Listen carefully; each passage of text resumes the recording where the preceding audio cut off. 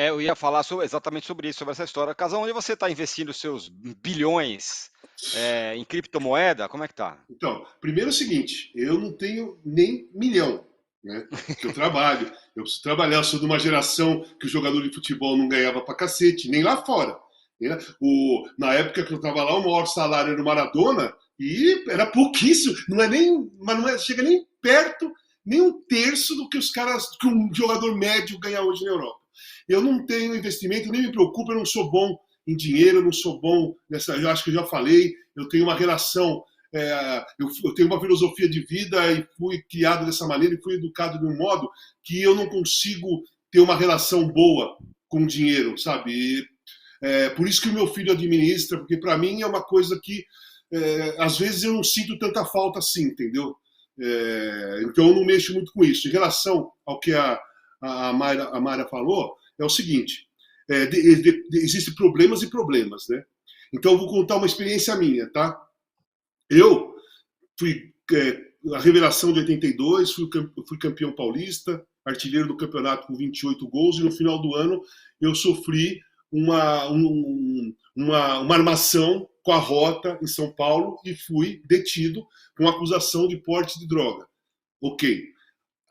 Naquela época não tinha redes sociais, não tinha nada, mas saiu no Jornal Nacional, saiu em todo lugar. Ok. Eu falei assim, pô, tranquilo. Fiquei assustado, não vai dar para jogar, tudo bem. Quando eu voltei no outro ano treinar para começar o campeonato, cara, a minha preocupação estava. Eu estava com a cabeça girando, porque eu ia ser julgado depois de 3, 4 meses. Tinha depoimentos lá, eu tinha que ir no fórum dar depoimentos, olhando para os caras, para os policiais, né? Juiz, advogado de defesa, a promotoria, tudo uma coisa que eu não conseguia jogar. Eu não sabia que eu estava irritado, mas eu estava irritado. O primeiro jogo eu fui expulso, Corinthians e Fluminense, Campeonato Brasileiro. Já não joguei contra o Fortaleza. Depois viajei para Teresina, perdemos de 2-1 do Tiradentes. Quando meteram 10 aqui, eu já não estava jogando, porque eu já não estava conseguindo jogar. Minha cabeça não estava legal. E eu fiquei fora. Foi um alívio. Meu ano de 83 começou quando o Adilson me ligou lá na minha casa e falou: pô, parabéns, isso aqui. Eu falei: pô, parabéns, porque, cara, você foi absolvido. Você tá livre, você não tá correndo mais. Cara, aí foi assim. Aí eu comecei a fazer gols, o time foi campeão paulista. Então a cabeça, dependendo do problema do cara, mexe muito com o emocional, né? Então você entra, às vezes, você fica desligado, ou às vezes você está muito irritado, mas não percebe. Então você vai fazer uma reclamação que você fazia mais branda, ou você nem fazia, você já grita com o árbitro, entendeu? Pelo estado de espírito ruim que você está. Então eu acredito que fique a entrevista do Scarpa. Eu entendo a entrevista do Scarpa, eu entendo o que ele estava pensando, eu entendo. Só que ele estava numa fase boa, ainda conseguindo dar passe, Esse que é o e o time detalhe. foi campeão. Comigo não teve nem tempo, cara. Eu fiquei destruído. O Campeonato Brasileiro de 83, apesar de algumas partidas não ter jogado bem, ter dado assistência, eu fiz um gol, porque eu não conseguia jogar. Um gol. Olha Fiz que um loucura. gol no Campeonato Brasileiro. Não joguei um monte de partidas, joguei poucas, mas assim, muitas muito mal, outras dando passe. Uma jogava bem, falei, pô, agora vai, joguei bem. Na outra já estava destruído de novo. É muito complicado quando mexe com a É. cabeça do jogador em coisas assim pesadas, né? Ô, Marília, a gente estava conversando um pouco antes do programa começar, e aí você falou que as pessoas, os mundos não convivem mais. Então, jornalista vive com jornalista, jogador vive com jogador, influencer vive com influencer e tal. Essa história maluca desse golpe que esses jogadores foram vítima, é um pouco isso, né? É um universo completamente que a gente não sabe como é. Então o cara vai lá e investe uma baita grana achando que vai ter um rendimento de 5%, né? Quando é uma Ao coisa mês, ao completamente mês. ao mês, né? É um negócio completamente louco. Aí o cara põe toda a grana que ele tem, ele põe lá. É muito louco, né? É muito louco, eu lamento profundamente, porque, né, nesse caso a gente está falando de pessoas públicas e, obviamente, a notícia se espalha E além da dor do golpe sofrido, você vê algumas pessoas fazendo comentários completamente desnecessários nas redes sociais, Sim. nas suas próprias bolhas. Então, tem torcedor do Fluminense dizendo que isso é o troco que o Scarpa recebeu por ter saído do Fluminense sem pagar nada. Então, o Bigode, então, agora seria um grande ídolo do Fluminense que tinha pegado o dinheiro de volta.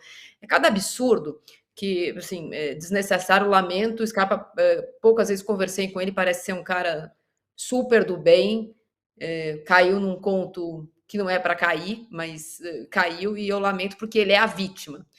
Sobre o que o Casão estava dizendo, eu só queria que a gente não fizesse com o jogo. Olha, vou repetir. O Scarpa é a vítima. O Scarpa é a vítima. Todos estamos do lado da vítima. Isso posto, eu acho curioso que a gente trate o feito do Scarpa ter ido trabalhar como uma grande coisa. A gente mora num país em que as pessoas passam por feitos todos os dias. Ninguém sabe a dor que você está passando naquele dia, nem o cara que está trabalhando com você do lado. A gente tem eu vou repetir, o Scarpa é vítima. E se ele precisar ter um dia que ele não pode trabalhar, porque ele tem que ir na delegacia depor, e se ele falasse com o Abel, tenho certeza que isso pode ter acontecido e a gente não ficou sabendo. Isso posto, a gente tem uma tendência a infantilizar o jogador ou a supervalorizar a força interna de jogador de futebol. Nem eles são bibelôs, nem eles são super-heróis. Acho que o Scarpa é vítima, mas hoje a gente foi trabalhar no Band Esportes e eu não sei se alguém lá passou por algum golpe. Eu não sei se alguém aqui está com uma dificuldade para resolver um problema financeiro. Mas todo dia a gente tem que sair de casa para batalhar. Eu acho que é uma luta enorme que a gente tem. E assim, quando tem um técnico que trata o jogador com mais profissionalismo, a gente bate palma.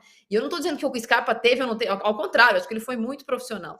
Mas quando a gente acha que o jogador de futebol sempre tem que ser exacerbado, tudo que ele conquista e tudo que ele fez, a gente também transforma ele em um pouco mais mimado, quando as coisas não são do jeito que eles querem.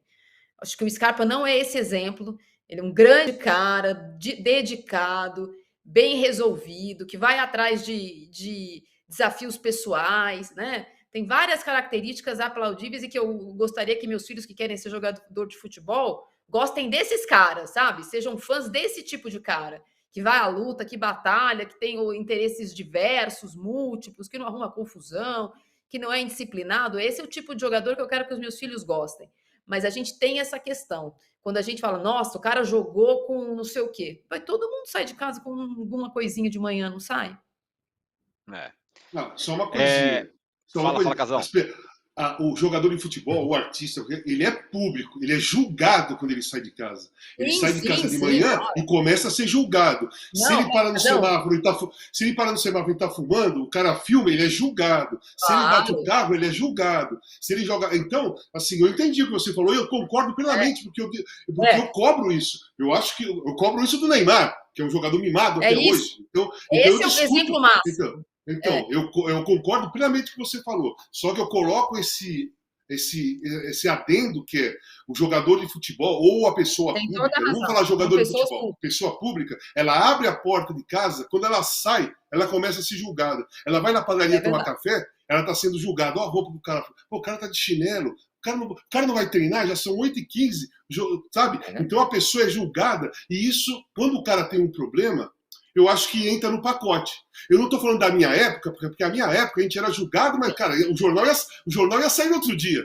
Você não era julgado no... Hoje, cara, qualquer coisa que todo mundo faz, o julgamento é exatamente naquele momento. Acontece alguma coisa, 1 segundo, 2 segundos depois, está sendo julgado nas redes sociais. Você tem toda a razão. A exposição funciona como uma coisa da bolha, né? Você fica exposto, você é julgado, como foi o Bigode está sendo julgado, já tem um laudo definitivo sobre o que aconteceu. Você tem toda a razão sobre a exposição. Mas eu só acho que quando você fala assim, o jogador jogou com dor, o jogador jogou com... Isso daí não. É uma coisa... Isso aí tem uma frase famosa do Oscar Schmidt, que eu acho genial. Ele diz, dor faz parte do uniforme.